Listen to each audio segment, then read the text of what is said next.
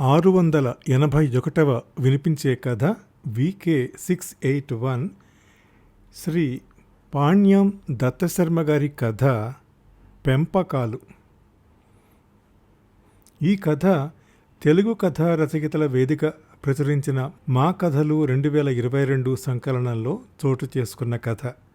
ఈ కథకు అర్థవంతమైన ముఖచిత్రాన్ని ఆర్టిఫిషియల్ ఇంటెలిజెన్స్తో థంబ్నెయిల్గా చిత్రీకరించిన మిత్రులు, రచయిత శ్రీ సత్యజిత్ రే శ్రీకూర్మం గారికి ధన్యవాదాలు, అభినందనలు, ఆశీస్సులు. రచయిత శ్రీ పాణ్యం దత్తశర్మ ఇంటర్మీడియట్ విద్యాశాఖలో లెక్చరర్గా, ప్రిన్సిపాల్గా, రీడర్గా, ఉప కార్యదర్శిగా సేవలందించారు. కవి, రచయిత, విమర్శకులు, గాయకులు, కాలమిస్టుగా పేరు పొందారు.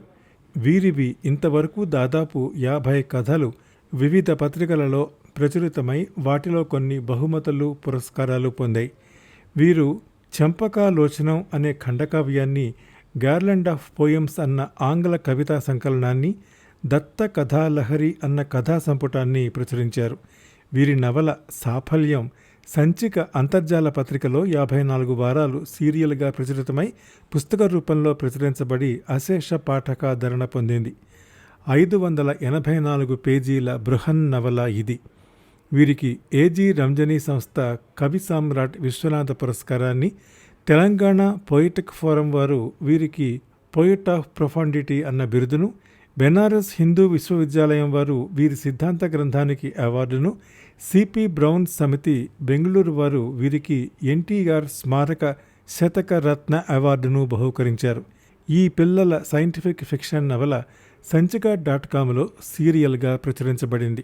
ఈనాటి వారి కథ పెంపకాలు నేను వినిపించే తీరు మీకు నచ్చితే లైక్ చేయండి, మీ కాంటాక్ట్స్కి షేర్ చేయండి, మీ అమూల్యమైన అభిప్రాయాన్ని కామెంట్ రూపంలో నాకు తెలియజేయండి.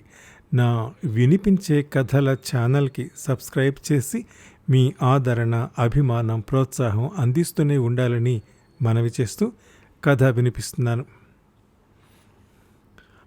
అమ్మగారు, గేట్ తీరాని, మీ ఇంటికాడ పనిచేసి మళ్ళీ మేము ఇంకో ఇంటికి పోవాలా, జరంత రేసి రండ్రి అంటూ బయట అరుపులు వినబడుతున్నాయి. సంధ్యకు మెలకువ వచ్చింది. ఆవలిస్తూ చూసింది 5:30.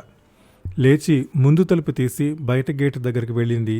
గేట్ అవతల 8 ఏళ్ల పద్మ నిల్చుని ఉంది. ఆ పిల్ల వెనక దాదాపు 70 ఏళ్లున్న ఒక ముసలామె. ఇద్దరూ గేటు తీయడం కోసం ఆతృతగా చూస్తున్నారు. మీ అమ్మేమైందే, మీరొచ్చారు పొద్దునే అన్నది సంధ్య. మా అమ్మ ఊరికి పోయినారమ్మా. మా తాతకి పానం బాగలేదంట, సూర్యాపేటలో దవాఖానలా జరిపించిందంట. నేను మా అవ్వ పనిచేస్తాం మా అమ్మోళ్ళు వచ్చే వరకు. సరిపోయింది, నీవా చిన్నపిల్లవి, మీ అవ్వ చూస్తే ముసలామె, మీతో ఏమవుతుందే? అవ్వ మనవరాలు పక్కనున్న సందులో నుండి పెరట్లోకి వెళ్ళారు. కొళాయి తెప్పి బకెట్లో నీళ్లు పట్టింది ఆ పిల్ల. చచ్చి బతికి ఆ బకెట్ను గేటు వద్దకు మోసుకుపోయి గేటు ముందు మెట్లు, వరండా కడిగింది. ఈలోపు ముసల్ది చిన్న స్టూలు మీద కూర్చుని అంట్ల గిన్నెలన్నీ తోమసాగింది. ఓసే పద్దుమా, నేను బాసాలను దోమిస్తా, నువ్వు నీళ్లతోన గడుగు మంచిగా అన్నది అవ్వకు గిన్నెలు కడగడంలో సాయం చేస్తుండగా బయట నుండి కేక. అక్కా, ఓయక్కోయ్, నాకు బిస్కెట్ ప్యాకెట్ కావాలా, 5 రూపాయలు ఇరా అదే. బయట 5 ఏండ్ల పిల్లవాడు యాదగిరి పిలుస్తున్నాడు. ఉండ్రా మళ్ళా వస్తున్నావాగు అని అరిచింది అక్క. ఈలోగా సంధ్య బ్రష్ చేసుకుని టీ పెట్టుకుని తాగింది. ముసలామె వెళ్లే ముందు అడిగింది, అమ్మా గింత ఛాయ నీళ్ళుంటే పోయిరాదే. సంధ్య కిచెన్లోకి వెళ్ళి తాను పెట్టుకున్న టీ గిన్నెలోనే గ్లాసుడు నీళ్లు పోసింది. 4 చెంచాల పాలు, 1 చెంచా చక్కెర వేసి మరిగించి వడబోసి ఒక ప్లాస్టిక్ గ్లాసులో పోసి ఇచ్చింది. దవడలు చప్పరించుకుంటూ ఊదుకుంటూ ఛాయ్ తాగేసింది ముసల్ది. సుజాతకి నీవేమవుతావు అడిగింది సంధ్య. అది నా బిడ్డ కదా అమ్మా, నా మగుడు 6 నెలల కిందనే మట్ల కలిసే. నా కోడలు నాకింత బువ్వ పెట్టనీకే కూడా ఏడవబట్టి కొడుకు ఏం మాట్లాడలే. ఇదిగో అల్లుడు మంచాయన కాబట్టి బిడ్డ కాడికొస్తే. సర్లే వెళ్ళండి అన్నది సంధ్య. సుజాత వాళ్ళు ఈ కాలనీలోనే ఒక ఖాళీ ప్లాటులో గుడిసె వేసుకుని ఉంటారు. సుజాత మొగుడు రాజయ్యకు ఇసుక లారీల మీద పని. 2 పిల్లలు పద్మ, యాదగిరి. సుజాత 4-5 ఏళ్లలో పాచి పని చేసుకుంటుంది. సంధ్యకు 8 ఏళ్ల కూతురుంది. సెయింట్ అగస్టిన్స్లో 3వ క్లాస్ చదువుతోంది. కరోనా వల్ల స్కూల్స్ లేవు. 11 నుంచి 2 వరకు వరుసగా ఆన్లైన్ క్లాసులే. లేపగా 9కి లేచింది ఆ పిల్ల. జూనియర్ హార్లిక్స్ తాగింది. ఇడ్లీ వద్దని ఉప్మా తినడాన్ని మారం చేసి చివరికి 2 మినిట్ న్యూడిల్స్ చేయించుకుని తిన్నాను అనిపించింది. అదేమిటో ఏదీ నచ్చదు ఆ పిల్లకి. అర్భకంగా ఉంటుంది. అతి గారాభం వల్ల కొంత మొండితనం. ఆ అమ్మాయి పేరు సుజన. ఇండ్లన్నీ ముగించుకుని పద్మ అవ్వతో గుడిసె చేరుకుంది. అవ్వా, ఇస్త్రీ బండి కాడ ఉన్న ఇంటమ్మా అన్నం సాంబార్ ఇచ్చింది. రాత్రి మిగిలిపోయినాయంట, తిందాం రాండ్రి అని పిలిచింది. తమ్ముడికి 2 ముద్దలు పెట్టింది. ముసల్ది తిని బొంత మీద నడుం వాల్చింది. పద్మ తన పుస్తకాల సంచి తీసుకుంది. మున్సిపల్ ఎలిమెంటరీ స్కూల్లో 3వ తరగతి చదువుతుందా పిల్ల. స్కూళ్ళు లేవు, కానీ వాళ్ళ టీచర్ ఒక ఆమె బీద పిల్లలకు ట్యూషన్ చెబుతుంది. ఆమె పేరు నర్మద. 1 కిలోమీటర్ నడుచుకుంటూ వెళ్ళి 11 వరకు చదువు చెప్పించుకుంది పద్మ. గుడిసెకు వచ్చేసరికి యాదగిరి ఏడుస్తున్నాడు. వీధిలో ఆడుకుంటుంటే ఎవరో పోరగాడు తోసేసినాడంట. వాడిని ఓదార్చి 5 రూపాయలు ఇచ్చి చిన్న బిస్కెట్ ప్యాకెట్ తెచ్చుకోమంది.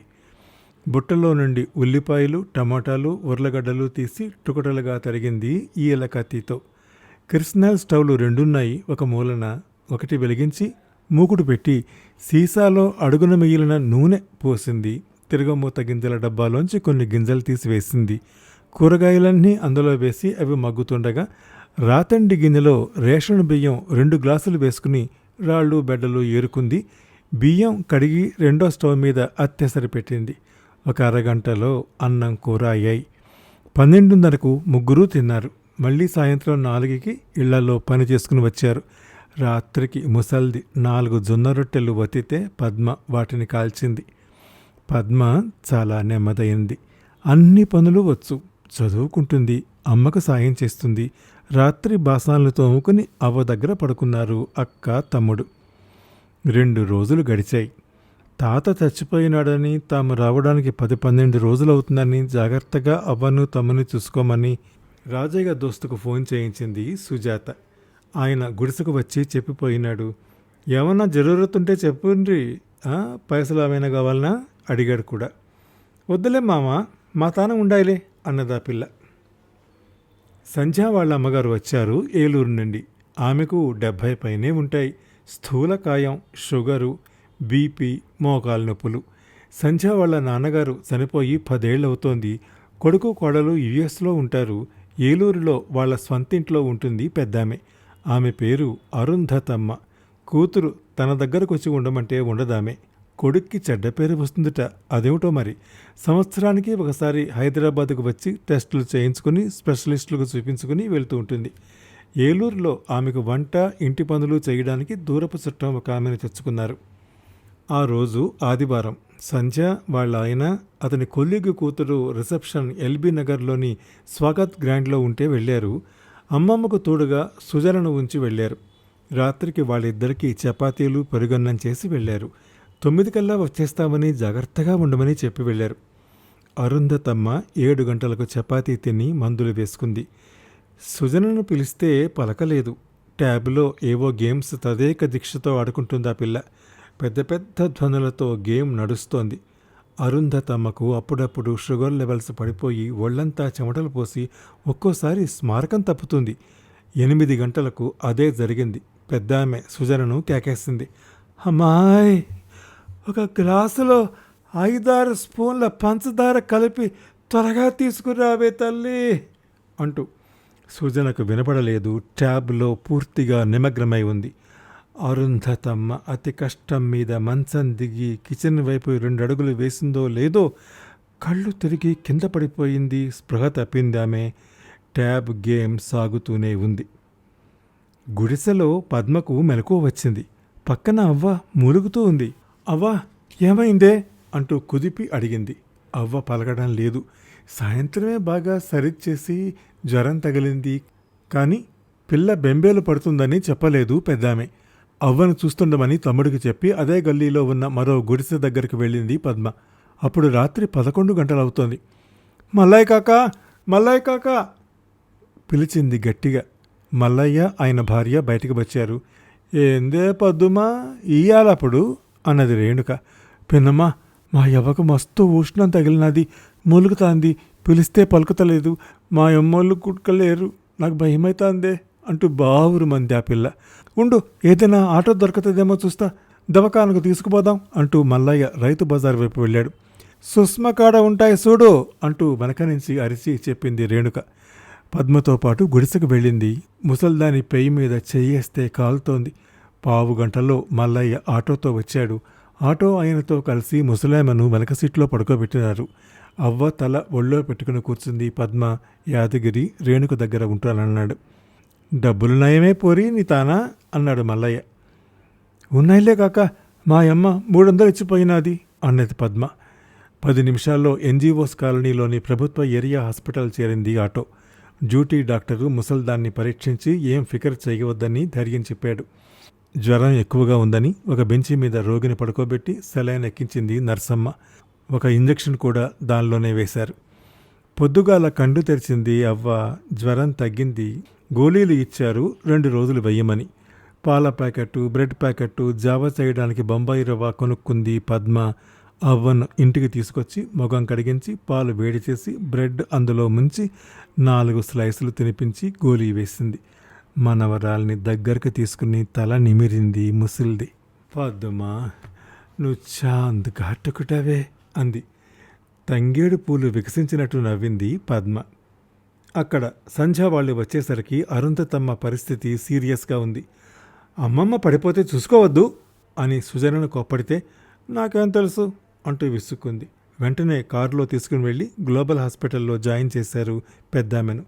సుజన వాళ్ళ డాడీ, మరీ అంత నిర్లక్ష్యమా అంటే, పోన్లేండి చిన్నపిల్ల, అంత బాధ్యత దానికి ఎందుకుంటుంది, వదిలేసి వెళ్ళడం మన తప్పు అంటూ కూతుర్ని వెనకేసుకొచ్చింది సంధ్య.